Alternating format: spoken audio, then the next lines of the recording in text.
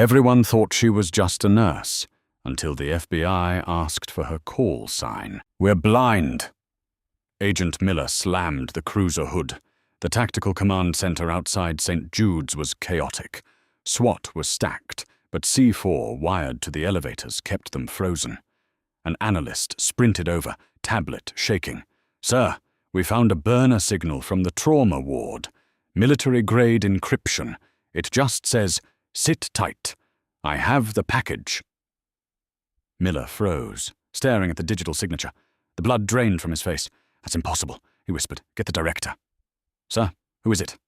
Miller looked at the besieged hospital with terrified awe. "That isn't a nurse in there. That's call sign. Valkyrie. Chapter 1. The Invisible Stitch." 3 hours before the world fell apart. The only thing Bella was fighting was a stubborn vending machine in the basement of St. Jude's Level 1 Trauma Center. "Come on," she whispered, tapping the glass with a fingernail kept short and unpolished. "I just want a Diet Coke. Is that too much to ask of the universe?" "Kick it." Bella didn't jump. She didn't even flinch. She just turned slowly, offering a soft, weary smile to Dr. Nathan Reese. He was leaning against the break room doorframe, looking like he hadn't slept since the previous administration. His scrubs were wrinkled, and there was a smear of someone else's blood on his sneaker. "Violence isn't the answer, Doctor," Bella said, her voice carrying that melodic, calming cadence that made her the favorite among the pediatric patients. "In this hospital, it feels like the only language anyone speaks lately," Nathan grumbled, walking over. He was tall, with the kind of sharp, handsome features that usually grace the covers of medical journals, though currently he looked more like a boxer in the 12th round. He wound up and delivered a sharp, calculated kick to the bottom right corner of the machine. The can clattered down instantly. "Physics," Nathan said, reaching down to retrieve it for her. He handed it over, his fingers brushing hers. He felt the coolness of the can. She felt the tremors of exhaustion in his hand. "You're too gentle for the ER, Bella. I've told you that." "Someone has to be," she replied, popping the tab. "If we were all as jagged as you, the patients would bleed out from the stress alone." Nathan offered a tired half-smile. He liked Bella. Everyone did. She was the department's ghost, always there when you needed a retractor, a warm blanket, or a calm word to de-escalate a drunk patient, but utterly forgettable the moment the crisis passed. She was efficient, quiet, and maddeningly private. "Big night ahead," Nathan sighed, pouring himself a sludge-like coffee. "We've got that VIP transfer coming in from DC, some witness protection case. Administrator is sweating bullets. SWAT is supposed to be securing the perimeter, but—" He waved a hand dismissively. "It's a circus." Bella took a sip of her soda, her eyes lowering to the floor. "I'm sure it will be fine. Security seems tight. Too tight." "Makes me nervous," Nathan admitted. He looked at her, really looked at her, trying to solve the puzzle. She was pretty in an unassuming way. Brown hair pulled back in a messy bun, scrub cap slightly askew, eyes a color of hazel that seemed to shift depending on the light. But there was a passivity to her that frustrated him. Last week, a junkie had swung a metal tray at her head. Most people would have ducked or screamed. Bella had just moved. A slight tilt of the head, barely an inch, and the tray had whistled past her ear. She hadn't even dropped the IV bag she was holding. At the time, Nathan thought it was luck. Now, watching her stillness, he wasn't sure. "You should go home, Bella," Nathan said suddenly. "Shift change was 20 minutes ago. You don't need to be here for the VIP mess." "I picked up a double," she lied smoothly. The truth was, she had recognized the name on the secure transfer list, a name that wasn't supposed to be there. Besides, you need someone to make sure you don't sew a sponge into the senator." Ouch, my ego. Nathan checked his pager as it buzzed. The playfulness vanished from his face. "Showtime. ETA 5 minutes. Go prep trauma 1. "Yes, doctor." Bella walked out of the break room, her gait soft and shuffling, the picture of a tired, overworked nurse. The moment she turned the corner and entered the women's locker room, the shuffle vanished. She moved to her locker, spinning the combination lock with a speed that blurred her fingers. Left 4, right 22, left 9. Inside, tucked behind a spare change of scrubs and a box of tampons, was a small burner flip phone taped to the back wall. She flipped it open. No contacts. One text message. Inbound. Assets compromised. Burn notice active. Bella stared at the screen for exactly 3 seconds. Then she crushed the phone in her hand, the plastic cracking with a sharp snap. She dropped the pieces into the biohazard bin on her way out. She stopped at the mirror. She adjusted her scrub cap, pulling it lower. She relaxed her shoulders, forcing her posture to slump slightly. She widened her eyes, practicing a look of mild anxiety. "Just a nurse," she whispered to her reflection. "Just a nurse." But as she walked out into the hallway, her pulse didn't rise. It dropped. Resting heart rate, 42 beats per minute. The physiology of a predator waiting in the tall grass. Chapter 2. Code Black. The arrival of Hector El Santo Salamanca was less like a medical transfer and more like an invasion. The ambulance bay was flooded with blue light. 2 armored SUVs flanked the transport vehicle. Men in suits with earpieces, U.S. Marshals ostensibly, though Bella spotted 2 who moved with the distinct, heavy-footed aggression of private military contractors, swarmed the entrance. Nathan was at the doors, snapping on gloves. "Status," he shouted over the noise of the idling engines. "Male 45, multiple GSWs to the chest and abdomen," a paramedic yelled, shoving the gurney out of the ambulance. "BP is 60/40. He's crashing." Bella was at the head of the stretcher instantly, her hands moving over the lines. She saw the patient, a heavy-set man with tattoos creeping up his neck, gasping for air through an oxygen mask. "Trauma 1, now," Nathan ordered. They ran. The wheels of the gurney screeched against the linoleum.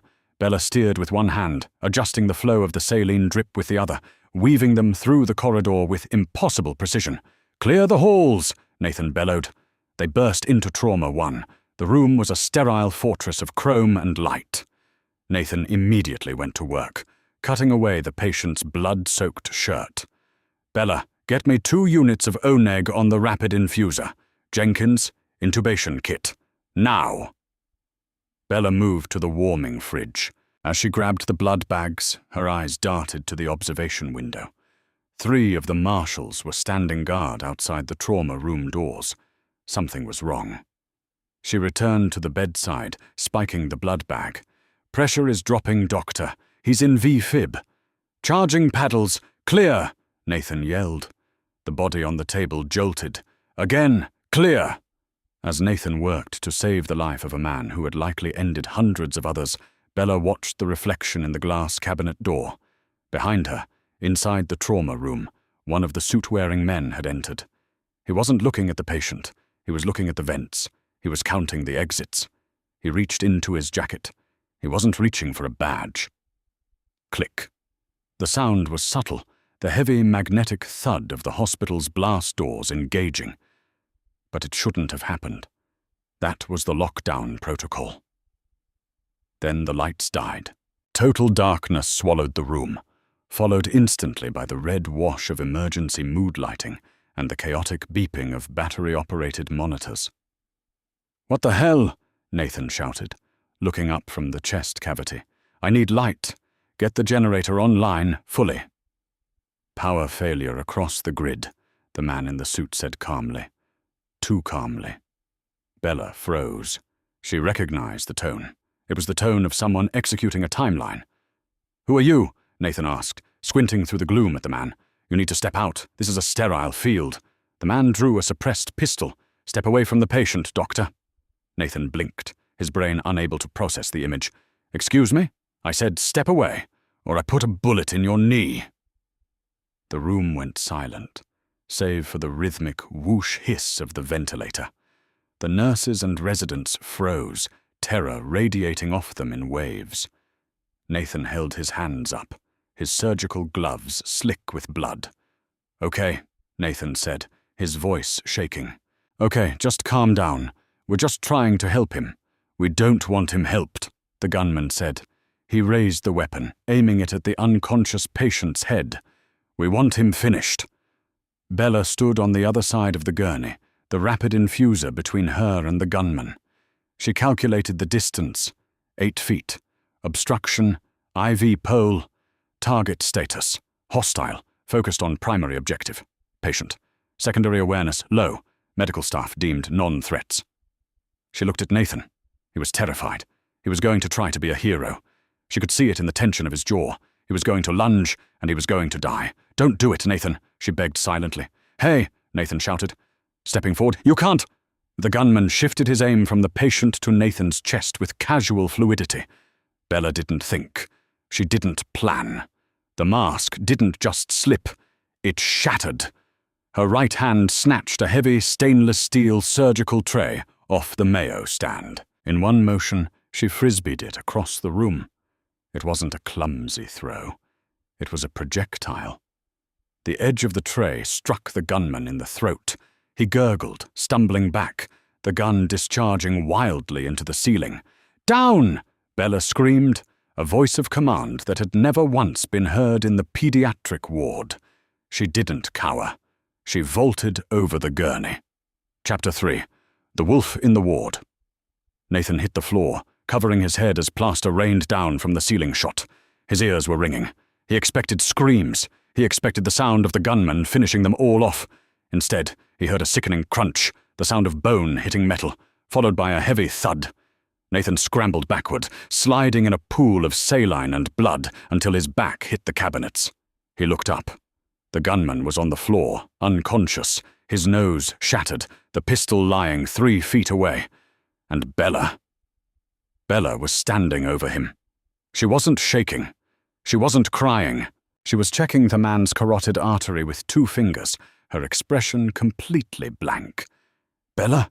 Nathan wheezed. She looked up. For a second, Nathan didn't recognize her. The warmth was gone. The hazel eyes were hard, calculating, scanning the room in sectors. She kicked the gun away, sliding it under a heavy cart. Jenkins, Bella said, her voice low and terrifyingly steady. Barricade the door. Use the ventilator cart. Do it now. The resident stammered. Move, Bella barked. The resident scrambled to obey. Bella turned to Nathan, extending a hand. Dr. Reese, get up. We have 90 seconds before his team realizes he hasn't checked in. Nathan took her hand. Her grip was iron. She hauled him up effortlessly. What just happened? Nathan stared at the unconscious hitman. Did you just... With a tray? Adrenaline, Bella said. But the lie was so thin it was insulting. She pulled him away from the door. Listen to me closely, Nathan. This wasn't a random hit. That man is wearing an earpiece connected to a localized jammer. That's why the phones aren't working. There are more of them. How do you know that? I watch a lot of movies, she said, checking the unconscious man's pockets. She pulled out a radio. 7 hostiles. North entrance, south entrance, roof, and 4 sweepers. They're locking down the floor. Bella, stop! Nathan grabbed her shoulders. He was trembling, adrenaline crashing through his system. You're talking like... You're not making sense. We need to call the police. The police can't get in, Bella said, looking him dead in the eye. The magnetic locks are engaged from the inside. They own the building. Suddenly the radio in Bella's hand crackled. Viper 2, report. Target status? The room went deathly silent. Bella looked at the radio, then at Nathan. She pressed the transmit button. She didn't pitch her voice up. She didn't try to sound like a man. She didn't speak at all. She keyed the mic twice. Click, click. Viper 2. A pause. Breach team, check trauma 1. 2 minutes. Bella clipped the radio to her scrubs. She looked at the patient, who was still flatlining, then at the terrified staff huddled in the corner. Can you stabilize him without power? Bella asked Nathan. I can do a manual thoracotomy. But I need hands, Nathan stammered. You have Jenkins. He's shaking, but he's competent. Bella grabbed a pair of trauma shears and cut the sash off her scrub top, tying her long hair back tighter, severe, and functional. "Where are you going?" Nathan asked, panic rising in his chest. "You can't go out there. They're coming here." "I know," Bella said. She walked over to the crash cart. She didn't grab adrenaline. She grabbed 2 scalpels, testing the blades against her thumb, and slid them into the waistband of her scrub pants. Then she grabbed a roll of heavy medical tape. "Bella?" Nathan grabbed her arm again. "You are a nurse. You are going to get killed. Stay here, behind the barricade." Bella looked at his hand on her arm, then up at his face. The connection was electric, terrified, and confusing. "If I stay here, we all die," she said softly. "This room is a fatal funnel. They'll toss a flashbang and clear it in 4 seconds." "How do you know that?" Nathan shouted, bordering on hysteria.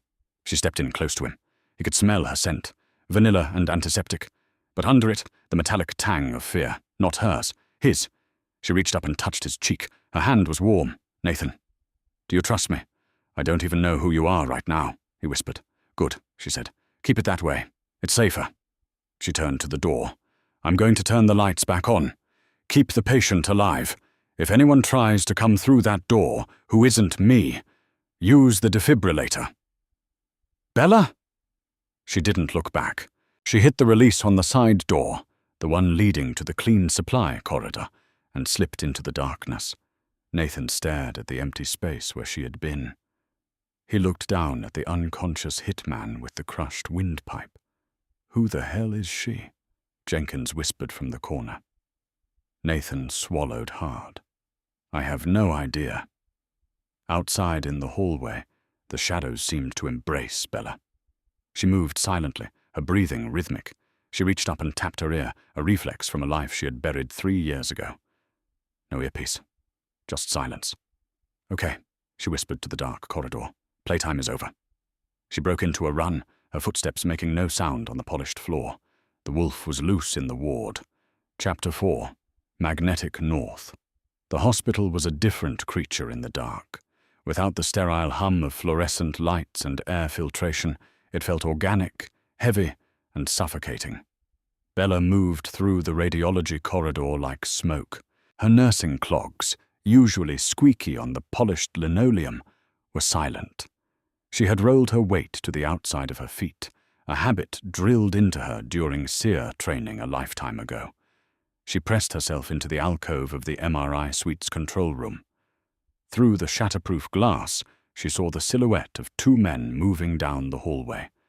Their tactical lights cut through the gloom, sweeping left, right, up, sweepers. They moved with professional discipline, checking corners, overlapping fields of fire. These weren't street thugs, they were operators, likely ex-special forces gone private. Expensive, lethal.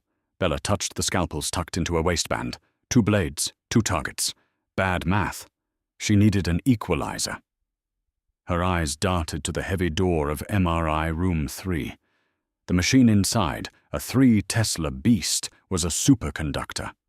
Even with the grid power down, the magnet was always on, cooled by liquid helium, waiting. She checked the hallway. The sweepers were 30 feet out. Bella stepped out of the alcove. She didn't hide. She stood right in the center of the hallway, illuminated by the red emergency exit sign. "Hey," she whispered, loud enough to carry. Both tactical lights snapped onto her instantly. She was blinded, but she didn't flinch. "Contact front. Female, scrubs," one of the men barked into his comms. "Hands! Let me see your hands!" the other shouted, advancing. Bella raised her hand slowly, trembling just enough to sell it. "Please," she sobbed, her voice cracking perfectly. "I'm just looking for the pharmacy. I need insulin." "Get on the ground!" They were closing the distance. 20 feet, 10 feet. Bella waited. She needed them close enough that their peripheral vision narrowed. She needed them focused entirely on the scared nurse.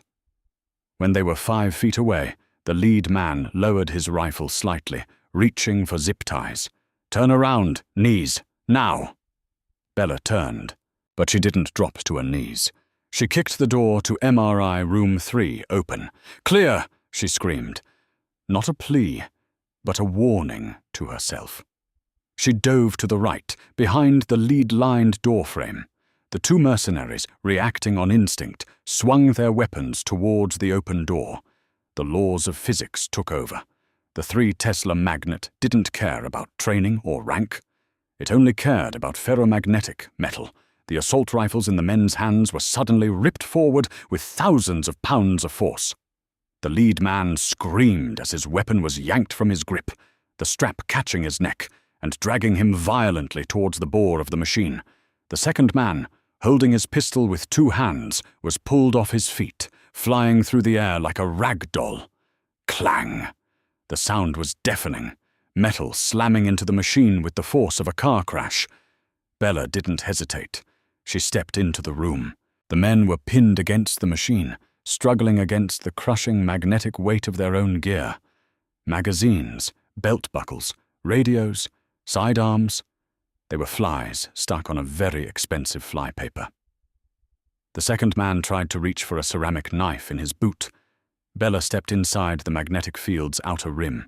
She had no metal on her, no jewelry, no underwire, just cotton scrubs and titanium scalpels, non-ferrous. She moved calmly to the man struggling with the knife. He looked up, his eyes widening as he saw the change in her face. The fear was gone. The tears had evaporated.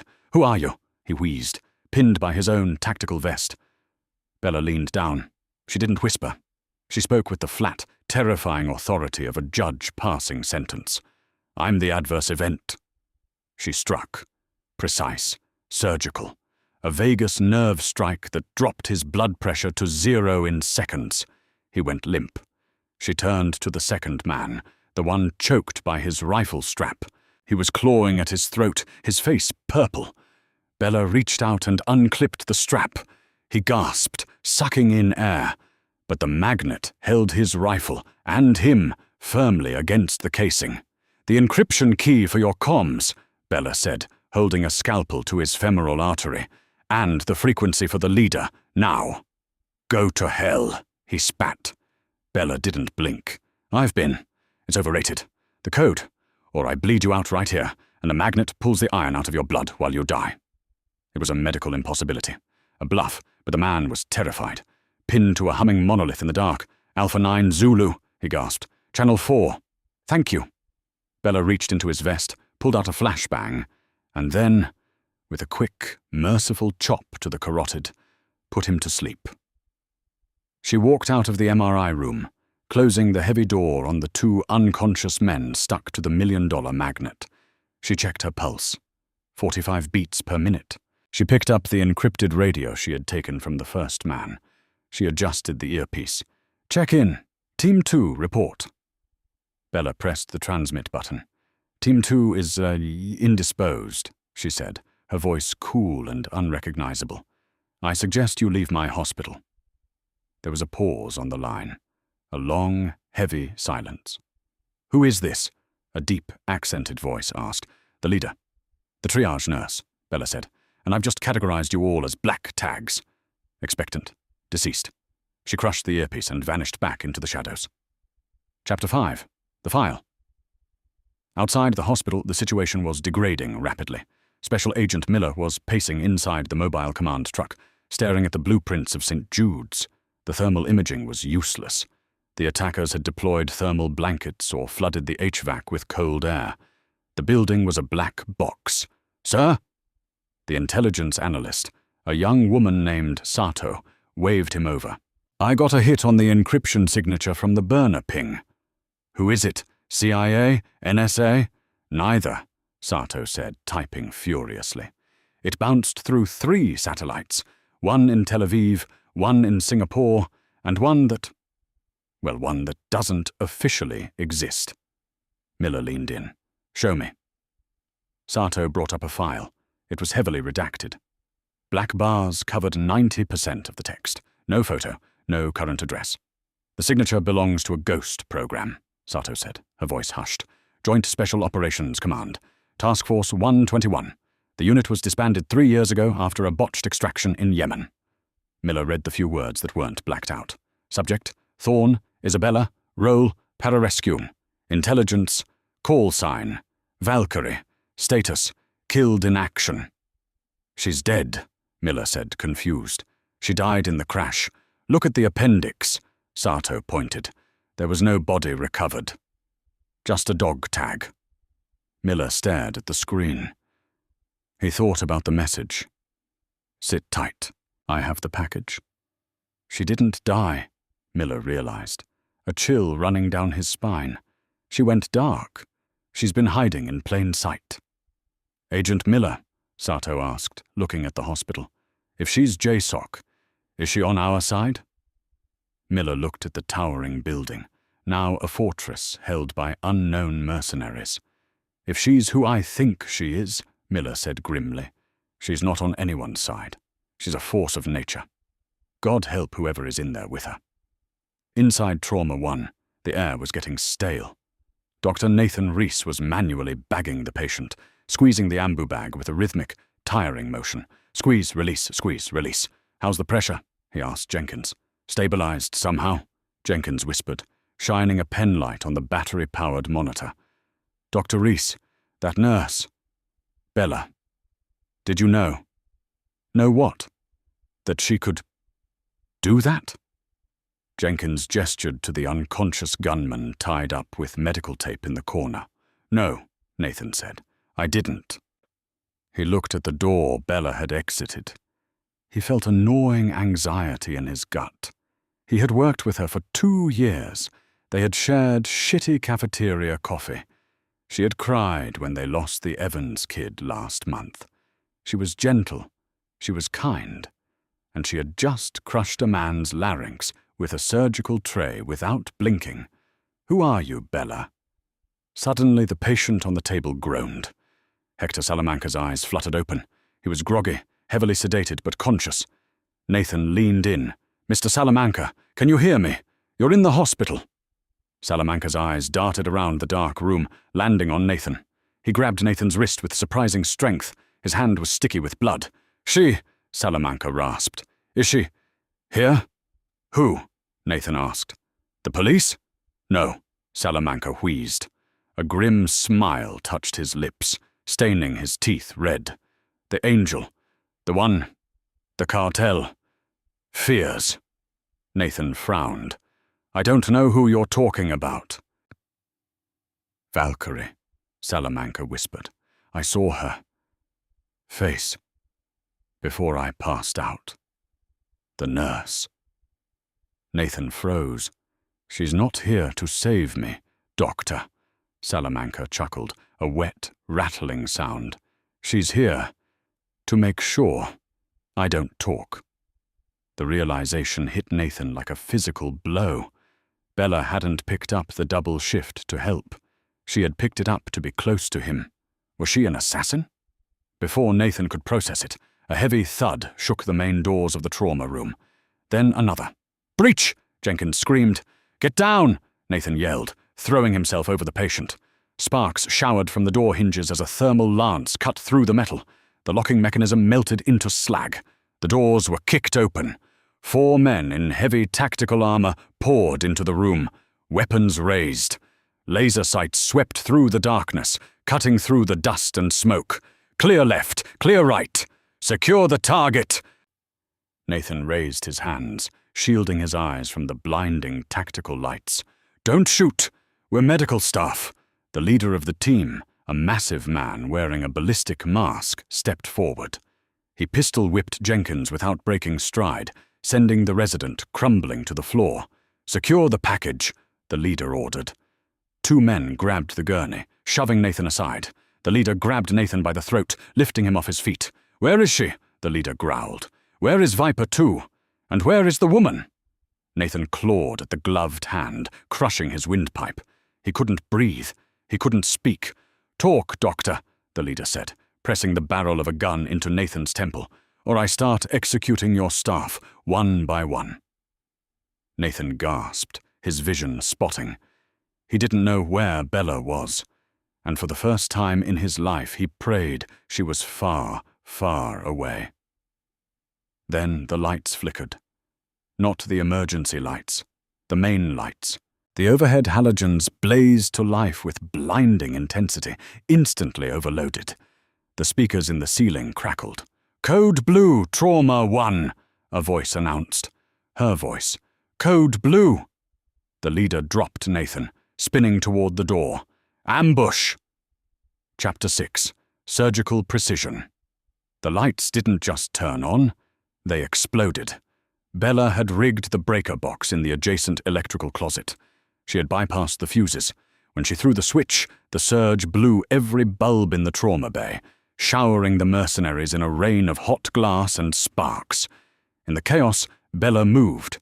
She didn't come through the door. She came through the observation window. She shattered the glass with the heavy oxygen tank she had swung like a battering ram, diving through the opening amidst the shards. She hit the floor in a roll, coming up inside the room, behind the line of fire. She held the flashbang she had taken from the man in the MRI room. "Close your eyes!" she screamed at Nathan. Nathan, gasping on the floor, squeezed his eyes shut and covered his ears. Bang! The stun grenade went off in the confined space, a thunderclap of light and sound. The 4 mercenaries staggered, deafened and blinded. Bella was a blur of motion. She wasn't fighting. She was dissecting. She swept the legs of the nearest man, driving her elbow into his temple as he fell. He dropped like a stone. She grabbed the rifle of the second man, pointing the barrel at the ceiling as he reflexively pulled the trigger. Bullets chewed up the acoustic tiles. She headbutted him, hard, crack of the nose cartilage, then spun him around, using him as a human shield as the leader opened fire. Bullets impacted the mercenary's vest. He grunted, absorbing the kinetic energy intended for her. Bella shoved the human shield into the leader, knocking them both off balance. She looked at the 4th man. He was raising his weapon toward Nathan. "No!" Bella shouted. She threw the scalpel. It was a desperate throw, but it found its mark. The blade embedded in the man's forearm, severing the tendon. He dropped the gun with a howl of pain. The room was silent for a heartbeat. 3 men down, 1 left. The leader pushed the human shield off him. He was huge, fast, and recovering from the flashbang. He raised his pistol. Bella had no cover. She was 10 feet away, unarmed. She didn't run. She charged. The leader fired. Bang! Bella felt the heat of the bullet graze her ribs, tearing through her scrub top. She didn't stop. She slid on her knees the last 3 feet, dropping under his aim, and drove her palm upward into his chin. The leader's head snapped back. Bella grabbed his wrist, twisting the gun out of his hand. She swept his legs, bringing him down to the hard tile. She was on top of him instantly, her forearm pressing against his windpipe. "Who sent you?" she hissed, her face inches from his mask. The leader laughed, a wet, choked sound. "You're rusty, Valkyrie." Bella went still. The leader reached up, not to fight, but to pull a pin on his vest. Suicide vest. Bella's eyes widened. "Move!" She rolled off him, grabbing Nathan by the collar and dragging him behind the heavy, lead-lined X-ray barrier. Boom! The vest wasn't a building leveler, but it was enough. The concussive blast blew the doors of Trauma 1 off their hinges. The pressure wave slammed Bella and Nathan against the wall. Smoke and dust filled the air instantly. Silence returned, followed by the ringing in Nathan's ears. He coughed, waving the smoke away. He looked next to him.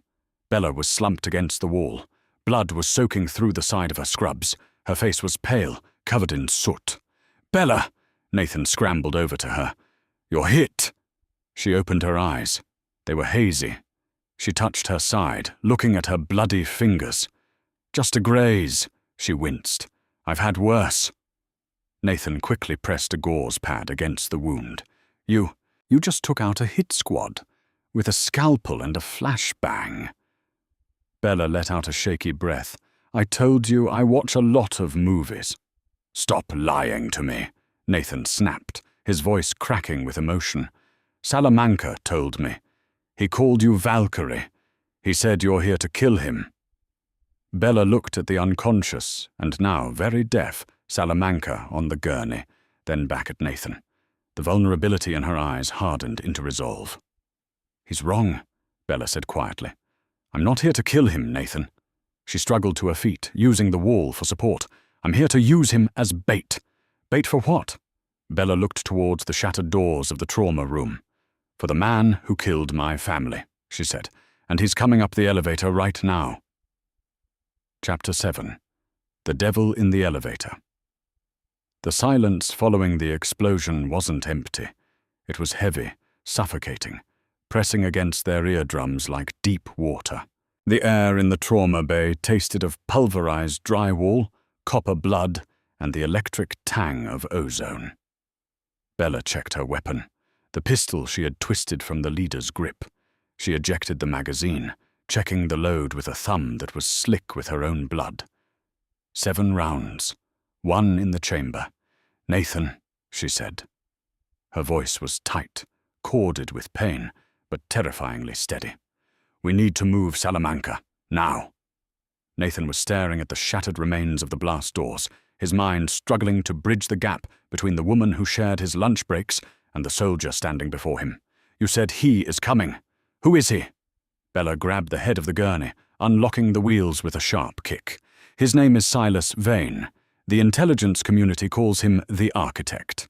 He doesn't just kill targets, he dismantles them. He killed my entire unit in Yemen to cover up an illegal arms deal. He thinks I died in the wreckage. And he's here for Salamanca. Nathan grabbed the foot of the bed, his hands shaking. No, Bella said, steering the gurney toward the rear service corridor, her eyes scanning the ceiling for structural weaknesses. Salamanca was just the lure. Vane knew that if he put a burn notice on a high-value asset like Salamanca, the U.S. Marshals would move him. He knew I tracked the movement of anyone connected to the Yemen deal. He was fishing for me. Nathan helped her push the heavy gurney into the service elevator vestibule. The fluorescent lights flickered, casting strobe-like shadows on Bella's face. So this whole thing, the hospital, the hostages, it's all a trap for you? Yes? Bella stopped, looking at him. Her eyes, usually so guarded, were filled with a tragic, crushing apology. I'm sorry, Nathan. I tried to keep my distance. I tried to just be Bella the nurse. But ghosts have a way of haunting the places they love. Nathan stopped pushing. You love this place. It's the only place I've ever felt human, she whispered. The only place where the blood on my hands was trying to save a life, not to take one. Ding. The sound of the main elevator arriving down the hall was soft, polite, and utterly terrifying. He's here, Bella said, her demeanor shifting instantly from regret to resolve. She shoved the gurney into the service elevator and hit the button for the roof. Take Salamanca to the helipad. The FBI will have a chopper circling. Wave them down. Do not stop. What about you? Nathan grabbed the closing doors, forcing them back. I'm going back, Bella said, checking the slide of her pistol. You're hurt. You're bleeding from your side, Nathan shouted, panic rising in his voice. You can't fight him alone. Go, Nathan. Bella shoved him back, harder than she intended. If you stay, he will use you against me. Go! She let the doors slide shut. She watched Nathan's terrified, confused face disappear as the elevator rose, severing the only tie she had left to a normal life. She turned back to the dark corridor. She wasn't running anymore. She adjusted her grip on the pistol, her breathing slowing down to the rhythmic cadence of a sniper. She walked back towards the nurse's station. The emergency lights cast long, skeletal shadows against the walls. At the far end of the hallway, the main elevator doors slid open. A man stepped out. He wore an immaculate charcoal suit, a silk tie, and Italian leather shoes that clicked softly on the linoleum. He looked like he was walking into a board meeting, utterly incongruous with the carnage of bodies and debris around him. He didn't carry a rifle. He held a suppressed pistol loosely at his side, as if it were a glass of champagne. He stepped over the body of one of the mercenaries Bella had dispatched earlier, without even looking down. Isabella, his voice called out, smooth, cultured, and chillingly familiar. I must say I'm impressed. The MRI magnet? Inspired. A bit messy, but inspired. You always did have a flair for the dramatic. Bella stayed hidden behind the heavy oak of the triage desk. Silas, you look older. The guilt finally catching up to you. Ambition ages a man, Silas replied, walking slowly down the center of the hall, checking the corners with lazy precision. Guilt is for people who can't afford better scotch. He stopped 10 yards from the desk. Come out, Val. Let's finish this. The building is surrounded. My men are dead. It's just us, like it was always going to be. Bella gripped the pistol. She knew Silas. He was faster than her, stronger, and he had no conscience to slow him down. If she engaged him in a straight firefight, wounded and tired, she would lose. She needed an edge. She needed to stop thinking like a soldier and start thinking like a nurse. She looked at the crash cart next to her. Epinephrine, adenosine, succinylcholine, paralytics. The drugs that stopped the heart, stopped the lungs, stopped the fight. You know, Bella called out, shifting her position to throw her voice. I realized something, Silas. You never checked the body count in Yemen. You just ordered the drone strike and walked away. Efficiency, Silas drawled, scanning the shadows. Why count corpses when ash is so much easier to sweep up? You were collateral damage, Isabella. A line item deletion. That was your mistake, Bella said, grabbing a handful of syringes and prepping one with her teeth, because if you don't check the pulse, you never know what's going to wake up. She kicked the crash cart into the open hallway with a metallic crash. Silas turned and fired instantly. Thwip, thwip, 2 rounds sparking off the metal cart, drilling through the exact spot where a person's chest would be. But Bella wasn't behind it. She had flanked him, moving through the connected patient rooms. She burst out of room 402 behind him. Silas spun, his reaction time supernatural. He fired. Bella dove, feeling the wind of the bullet pass her ear, searing the skin. She tackled him. They hit the floor hard. The pistol skittered away, sliding under a row of waiting room chairs. Silas was strong. He rolled with the impact, driving a knee into Bella's injured side. She gasped, white light exploding behind her eyes. He backhanded her, a blow that rattled her teeth and reopened the cut on her forehead. He grabbed her throat, lifting her head and slamming it back against the floor. You should have stayed dead, Silas snarled, his face contorted, the mask of civility finally slipping. You were a hero, a martyr. Now, you're just a loose end. Bella gasped, clawing at his face, her fingernails digging into his skin. Her vision began to tunnel. She couldn't breathe. The crushing weight of his hands was collapsing her trachea. She couldn't reach her gun. She couldn't overpower him. But she didn't need to overpower him. She just needed access to a vein. She jammed the syringe she had palmed into the soft flesh of his neck, depressing the plunger with her last ounce of strength. Silas's eyes went wide. He felt the cold rush of the fluid. He tried to pull away, but it was too late. Succinylcholine, Bella choked out as his grip suddenly weakened. Paralytic, acts in 45 seconds. Silas staggered back, his hand going to his neck. He pulled the syringe out, staring at it in horror. His legs began to tremble, his breathing hitched. You, he slurred, the neurotoxin shutting down his motor functions. Sit down, Silas, Bella said, coughing, dragging herself backward until her back hit the wall. The doctor will be with you shortly. Silas Vane, the architect, the man who had toppled governments and buried truths, collapsed to his knees. He tried to raise his gun hand, but it hung limp at his side. He tried to speak, but only a gurgle came out. His lungs were paralyzing. He was suffocating while fully conscious. Bella stood over him, watching the light fade from his eyes as panic set in. She didn't feel triumph. She didn't feel joy. She just felt tired. Clear, she whispered to the empty room. Chapter 8. Protocol Omega. Bella didn't have time to catch her breath or tend to her wounds. The stairwell door at the end of the hall burst open with a crash. Federal agents, drop the weapon. Hands in the air. A team of FBI SWAT operators flooded the hallway, ballistic shields up, laser sights painting the corridor in a chaotic grid of red dots. Behind them, Special Agent Miller strode in, wearing a heavy tactical vest over his suit. Bella raised her hands slowly. She was covered in blood, soot, and sweat. Her scrubs were torn. She looked like a nightmare. "Agent Miller," she said calmly, her voice raspy. Miller signaled his men to hold fire. He walked up to her, his expression unreadable. He looked down at the body of Silas Vane, who was gasping for air, his face turning blue. Miller checked the man's pulse. "He's alive," Miller said. "Barely." "He needs intubation," Bella said professionally, slipping back into the nurse persona for a fleeting second. "I gave him a paralytic. If you bag him now, he stands trial. If you wait 2 minutes, he's a corpse."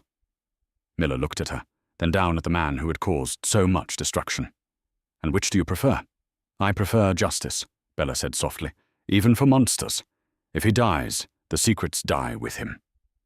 Miller gestured to a medic. "Get an airway in him. Move! Keep him alive!" He turned back to Bella. "Isabella Thorne, call sign Valkyrie. You have been a ghost for 3 years."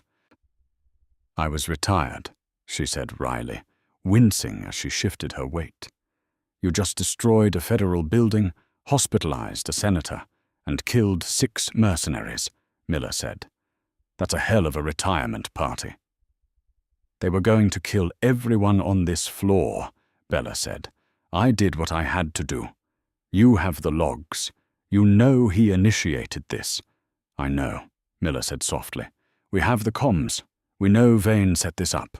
We know he was hunting you." He looked at the handcuffs on his belt, then at the open elevator behind her.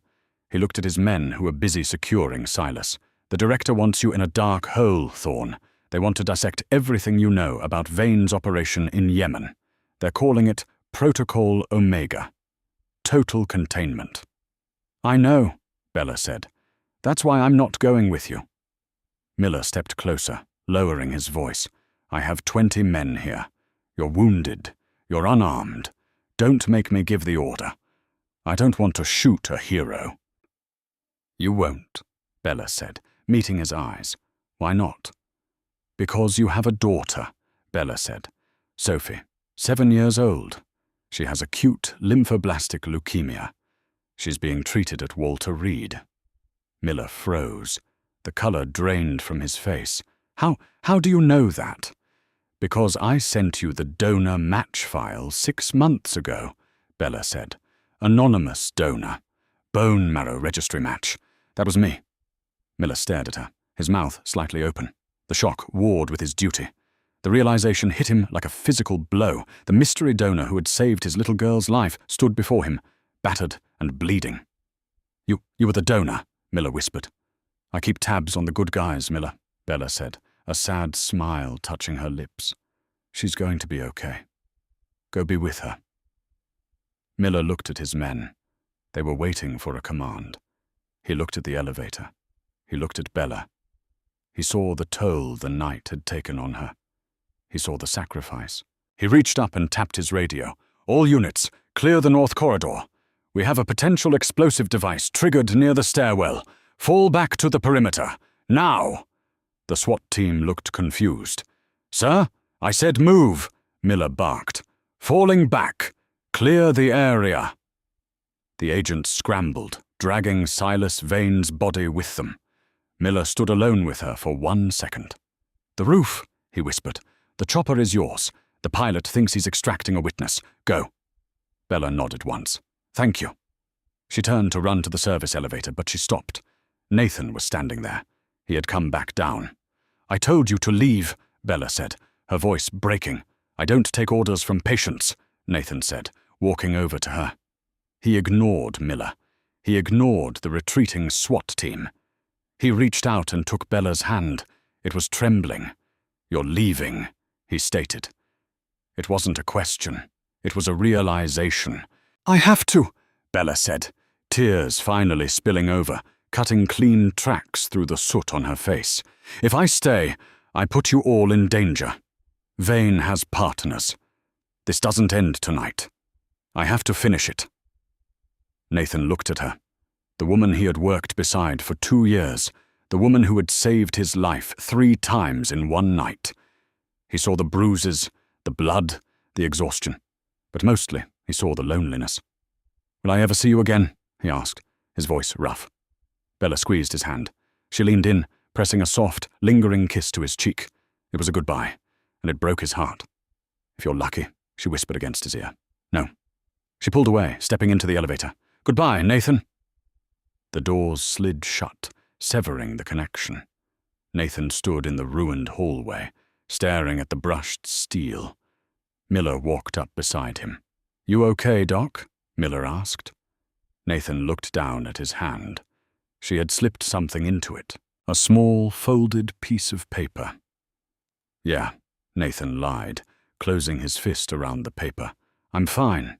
She was just a nurse, right?" Miller smiled grimly. "Yeah, just a nurse." Chapter 9. The Aftermath. 3 months later. The hospital had been repaired. The walls were repainted a calming blue. The blast doors were replaced with reinforced steel. The stains were scrubbed away, but the memories remained. Dr. Nathan Reese sat in the cafeteria staring at his coffee. The trauma of that night had faded into hospital legend. The staff whispered about the ninja nurse, concocting wild theories about CIA agents and secret spies, but the official FBI report redacted almost everything. According to the government, it was a gang-related hostage situation resolved by federal agents. Bella was gone. No trace. Her apartment had been wiped clean. Her employee file was a digital ghost. It was as if she had never existed. Nathan felt a hollow space in his chest that no amount of work could fill. He went through the motions, suturing, diagnosing, saving lives, but the color had drained from his world. "Dr. Reese?" Nathan looked up. A new nurse was standing there, young, eager, holding a clipboard. "We have a multi-vehicle pile-up inbound. ETA 2 minutes. "I'm coming," Nathan sighed, standing up. He walked towards the ER bay, the familiar sounds of the hospital washing over him. As he passed the nurses' station, he saw something that made him stop dead in his tracks. A postcard was pinned to the community board. It was buried under takeout menus, shift schedules, and union notices. It was a picture of a beach, a quiet, secluded cove in Greece, with white sand and azure water. No message, no signature. Just a stamp. The stamp was a vintage one. It depicted a mythological figure with wings, carrying a spear. A Valkyrie. Nathan stared at it. The noise of the ER faded away. A slow smile spread across his face, the first genuine smile in 90 days. He reached into his pocket and touched the piece of paper she had left him that night. He didn't need to read it. He had memorized every curve of the handwriting. Safe house. Zurich. If you ever get tired of the blood. Nathan looked at the chaotic ER, the screaming patients, the stress, the exhaustion. He looked at the life he had built, the career he had fought for. Then he looked at the postcard. He turned to the new nurse. "Cover my shift." The nurse blinked. "What?" "For how long? The trauma chief will kill you." Nathan pushed the double doors open, walking out into the blinding sunlight of the ambulance bay. He took a deep breath, the air tasting of freedom. Indefinitely. Nathan Reese walked out of St. Jude's Hospital and didn't look back. He hailed a cab, the city noise fading into the background of a new adventure. He didn't know if he would find her. He didn't know if the world would let them have a happy ending. But for the first time in years, he wasn't just fixing people who were broken. He was going to find the one person who made him whole. Everyone thought she was just a nurse, but some diagnoses are wrong, and some cures are worth chasing to the ends of the earth. Thank you for reading this story. If you enjoyed the twists, the action, and the romance, please like this response, share it with your friends, and subscribe for more cinematic stories. Let me know in the comments. Do you think Nathan finds her?